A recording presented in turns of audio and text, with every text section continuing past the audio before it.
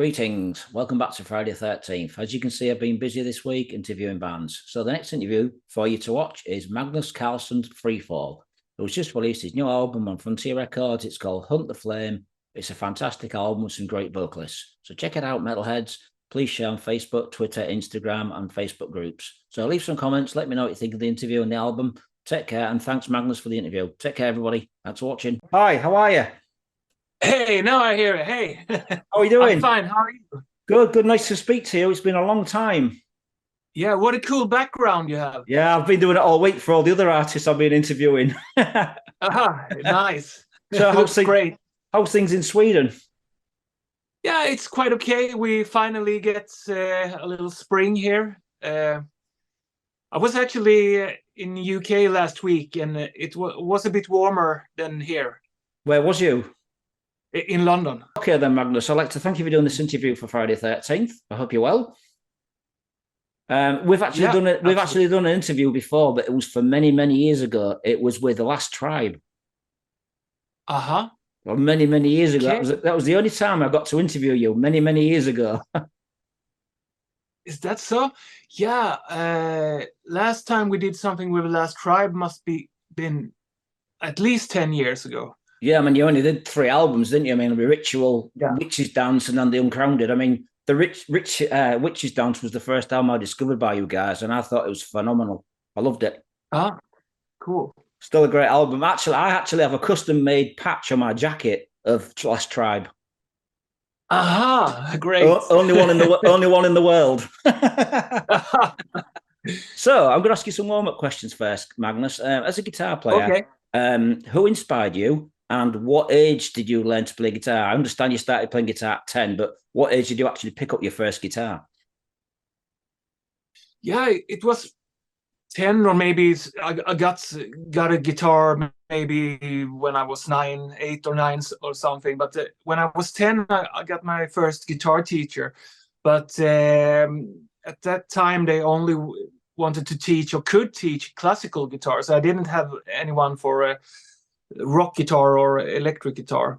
And I remember that I didn't have any really guitar heroes at that time. I listened to bands like Iron Maiden and Judas Priest, but I loved the guitar, but it wasn't about the guitar. It was about the whole sound and everything. So Okay. it wasn't until I was maybe 15 or something when I started to listen to Steve Vai and Steve Morse, and I still listen to those guys.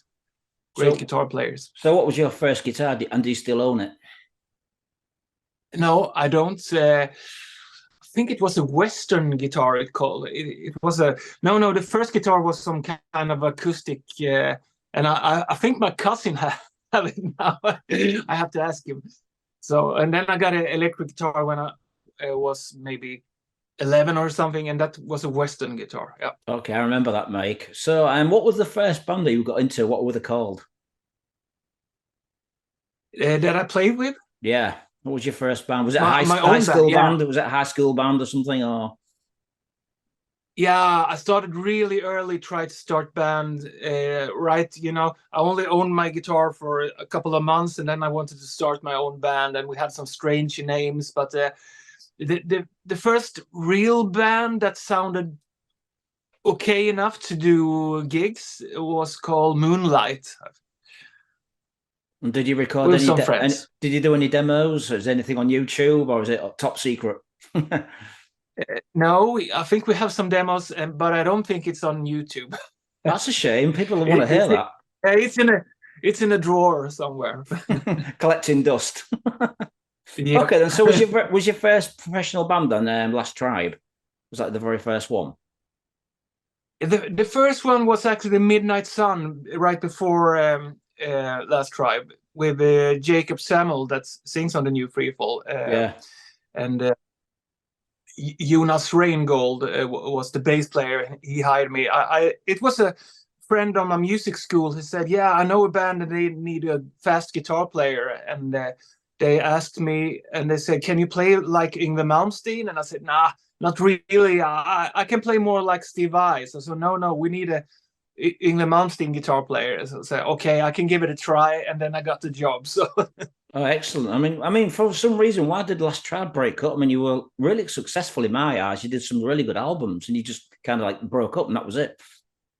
yeah, thank you. Yeah, it was just a project, studio project with, and we had a deal with a management on 3 albums, and the deal was really bad, so it costed more money than we could make. So yeah, we took a break, and then I started to do all this project with Lande, and that took a lot of time. But actually, I have some good news. We are working on the next Lost Tribe now. Awesome, So, awesome. yeah, yeah. Is it the same lineup? He's still got Richard on vocals.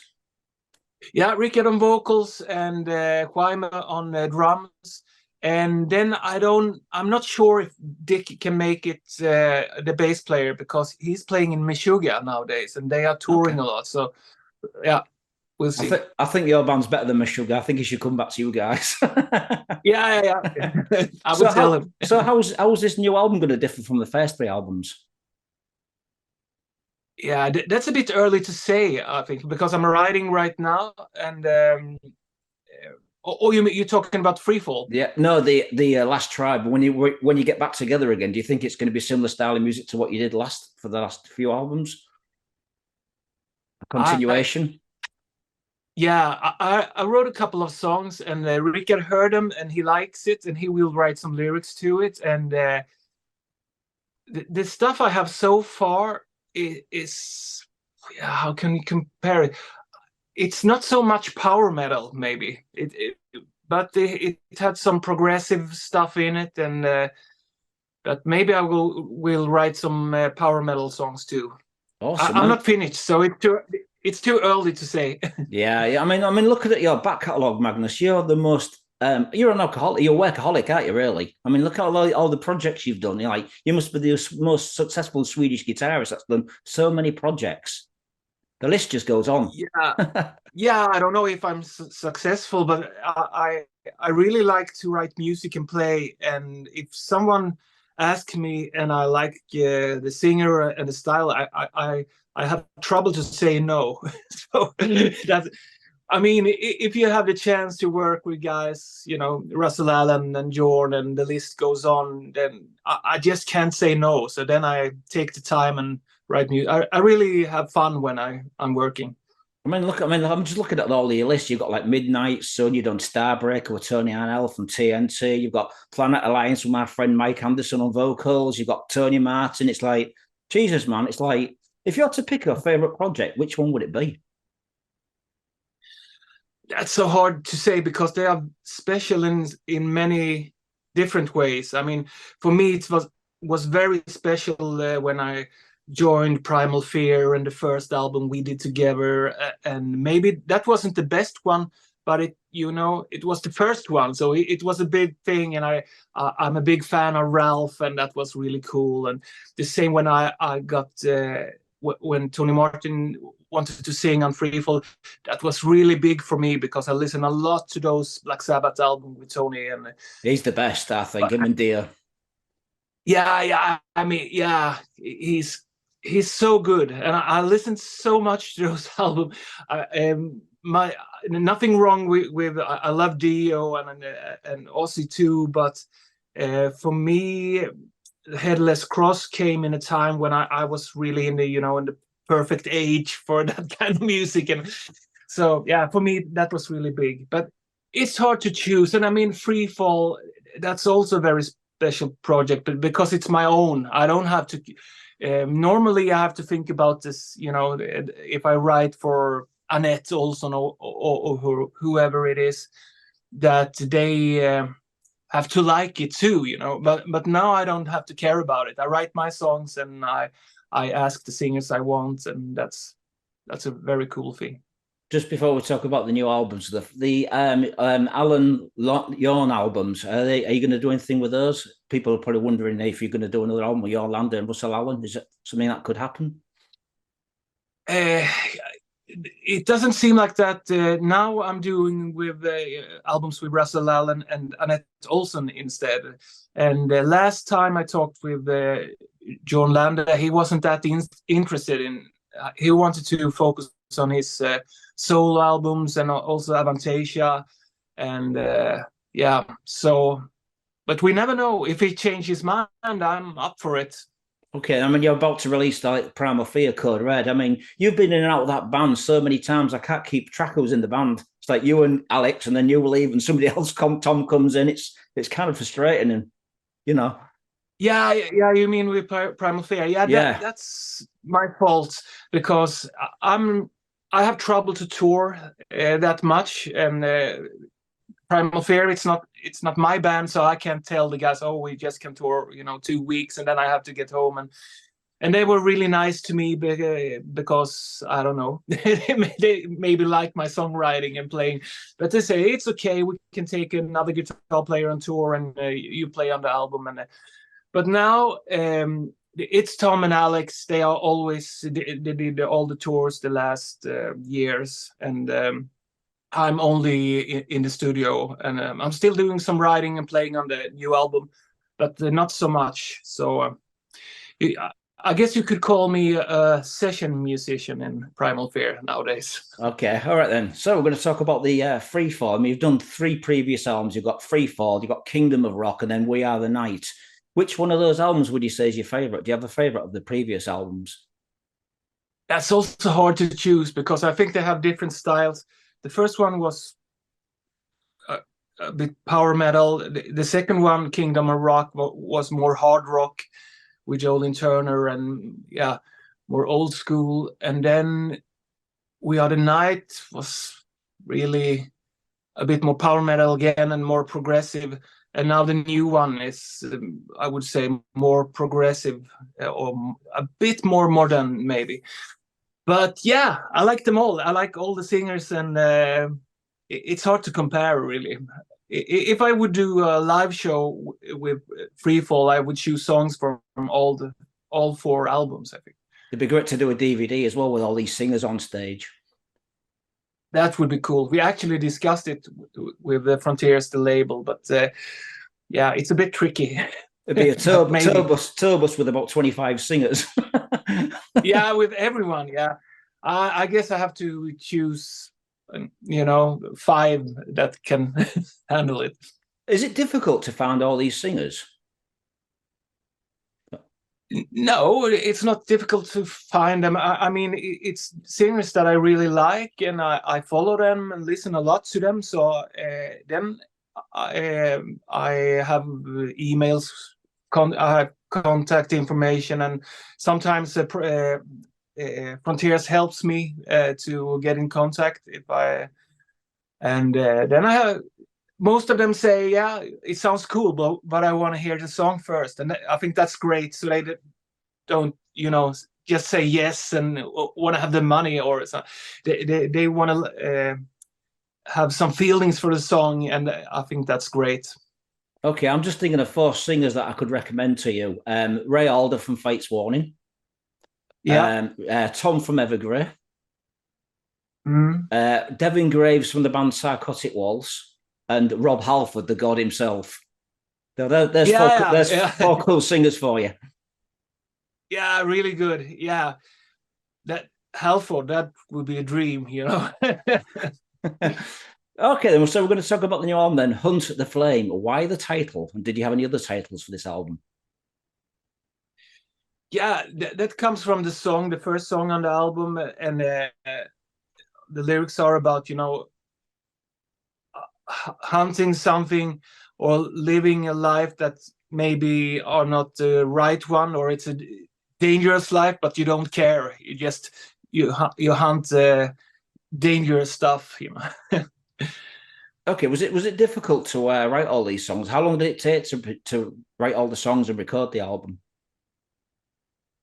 Yeah, actually, it was, because I have worked very hard the last years, and that's depending on the COVID, because some singers say, "Oh, we have to write it now because we are going on tour," and then the tour didn't happen, and it was a lot of problem. So I wrote a lot of stuff in a short time, and so on this one, it was really hard with the lyrics. So I got some help from a great lyric writer. Her name is Jane Gold, and she wrote, I think, 6 of the lyrics. So I got some great help from her. And 2 of the singers, Christian and Jake E, also wrote their own lyrics. So and also some melodies. But yeah, so I got some great help. So And yeah, sorry. I guess it took a year maybe from the first idea to the finished album. Not, yeah, almost a year, I would Right. say. Okay, then so The Hunt to the Flame, was this the only title you had for the album, or did you have any other titles? Yeah, I don't remember. That's the only title I can remember. Maybe I was, thinking about the other stuff, but nothing that I can remember. I mean, the album artwork is fantastic. Does the album title reflect with the artwork, would you say? Yeah, I think so. That's so cool with Stan V. Decker that did the artwork. I have these crazy ideas, and then he can paint it and make it for me. And so the first idea was, I don't know if you remember the movie with Mel Gibson called Signs, with those Yeah. what do you crop circles. Yeah. So he did the first idea was to make that crop circles, but like a guitar, and we still have it in a way in a field, and instead of the house we had amps and stuff. But it didn't work out really. So then we did some changes, and then we did some more changes, and then in the end, it's the result that you can see now with all the signs and almost like Egypt thing going on. So I was going to say like Egyptian and Greek sort of thing, and it's like the flaming guitar and crop circles, and it looks like the gods of guitars kind of thing. Yeah, it came out pretty cool. Yeah. So it's a brilliant artwork. Is this going to be a T-shirt for when you tour? Because it looked great as a T-shirt. Yeah, it's already a T-shirt that I think you can buy on Frontiers, the web shop. Okay, excellent. So, I mean, how long did it say? What's your favorite songs off the new album? Because you've got you've got 11 songs on the new album. Yeah, it's always a tricky question. I think it's different every day. Some days I want to listen to, and I mean, after the videos, I was a bit tired of those songs, but maybe they are favorite songs. But if you hear them too much, you want to hear something else. And yeah, I can't say it. It's different every day. So, I mean, all these singers you've got, I mean, you've got hundreds of singers. I mean, there's a lot of these singers I don't really know, but like Jacob Samuel for the Poodles, I mean, he's probably the most guy that I know of the whole lineup of vocalists. Was it kind of difficult trying to get all these guys to sing? I mean, there's phenomenal singers on this album. It's interesting. Yeah, as I said, they first want to hear the song, and then they wanted to. They were really nice, and they liked my style, and I love their style. That's why I asked them. So, but I asked a couple of singers that didn't want to do it, or they didn't have time. So it's not always. It's not everyone that says yes. I mean, I'm looking at I mean, you played pretty much everything: guitar, bass, keyboards, and like backing vocals. And the drummer Andreas, where did you find Andreas from? What band is he with? Sorry, can you? What band is Andreas, the drummer, from? What band does he play with? Because you played everything else in the album. Yeah. He's actually a studio drummer that lives pretty close to me, and I hired his studio on Kingdom of Rock when Kwame was playing drums, and he said, "Yeah, I'm a drummer," and said, "Wow, we should work together sometimes." And then on the latest Starbreaker, I asked him, "Do you want to give it a try?" And it sounded great, and now we have worked together on many albums, and he didn't play that a lot of metal at the time, but now actually he's a member of Narnia. Do you know that band? Yeah, I've just interviewed them about 2 weeks ago. Yeah. So or I don't know if he's a full member, but he's gonna tour with them now, and he already did some shows with them, so that's pretty cool. So did you think of finding a bass player to play on this album, a keyboard player, or did you just think I'm going to do it all myself? Yeah, I think it's fun to do it, and it's a lot of the arrangement with the keyboard and bass that I want to have the power now. But yeah, if we do it live, I guess I have to ask someone to do it. Okay, and what sort of album reviews have you been getting so for this album? What's the press been saying about the new release? Actually, I haven't seen much yet. I have been so busy, so I haven't looked. Have you? So, Mine's coming. Mine's coming. Yeah, great. I mean, of course, it's really cool to get great reviews, but I don't read them as much anymore. But because if I'm happy with the results, I mean, and the singers are happy, and the record label are happy, and I get messages from listeners every day, that's enough. But of course, it's cool to get a good review. So was this album recorded in separate studios because of lockdown, or did you all get together and kind of, besides the vocalists? No. I recorded all guitars and keyboard space here that you can see a bit. Okay, I don't know if you see a little of the studio. Yeah, a little bit. Yeah, and the drums in Anders studio here in Sweden, and then all the vocals are in different studios, different countries. India, Chile, America, everywhere. So it's all over the world. So without the internet and sending files to each other, this would have been a pretty impossible album to do. We'd have had to get everybody in the same studio. It would have been a lot more expensive. But I'm used to work like this. I've done it since the first Lande album. I started to work, so I did it very early, and for me it works great. I think it's cool, and I put a lot of work in the demos. So when I send the demos, it almost sounds like the finished album. So the singer knows what to do. Right then. So when do you think you'd be touring, and if you had the chance to tour with somebody bigger than you, who would you like to tour with? Yeah, that would be. I would absolutely choose Judas Priest and tour with them. That would be crazy. And yeah, I'm not against touring, but as I said, it has been a problem for me to be away, with family and kids and everything, and also I'm so booked in the studio. So this year I don't have any time at all. I'm booked all the time in the studio, and that's great, but it's hard to find time if I want to tour. So is it recording albums for other bands, or is it just other projects you've got coming up? Other projects. I just do my own or produce other artists.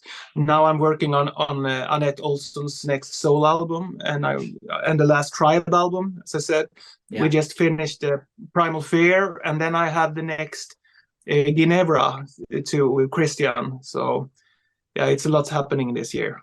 Well, I'd like to thank you for doing this interview, Magnus. Do you have anything to say to the people watching this on YouTube? Yeah, if you don't know all the or recognize all the names on the singers on this album, I hope you check them out, because it's great singers and they are all in great bands. So there's a lot to discover. Brilliant. Well, thank you for doing this interview. I hope you have a nice weekend. I will be in touch, and I will send you the interview and the album review link on Facebook. Great talking to you again. You too, my friend.